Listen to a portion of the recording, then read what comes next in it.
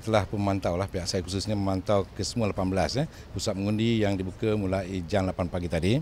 Dan cumanya 2 tempat saja yang saya terima laporan, khususnya adanya konon terdapat kekecohan. Dan sebab itu saya datang sendiri untuk melihat keadaan ini. Dan laporan yang saya terima daripada pegawai saya menyatakan bahawa yang pertama, faktornya disebabkan jalan di depan sekolah ini agak kecil. Dan kita lihat ramai yang datang khususnya yang membawa kenderaan, memarkirkan kenderaan mereka di tempat-tempat yang tidak sepatutnya. Ini telah menyebabkan kesesakan. Dan dalam masa yang sama, kekecohan itu dilihat kerana ramainya kalangan penyokong dan juga peraih undi dan juga petugas-petugas parti yang telah hadir untuk membantu calon masing-masing lah. Jadi dengan keadaan yang demikian itu dilihat sebagai satu keadaan yang agak kecoh, tapi sesungguhnya bukan satu kekecohan dan saya lihat ia lebih satu keadaan yang meriah.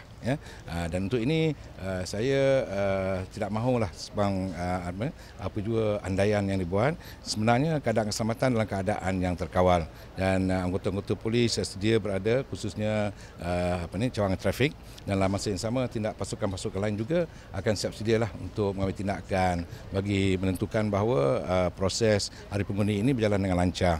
Dan selain itu saya yakin bahawa tidak akan timbul sebuah masalah dari segi keselamatan, dan saya juga mohon kerjasama daripada orang ramai untuk membantu khususnya bekerjasama pihak polis yang menjalankan tugas.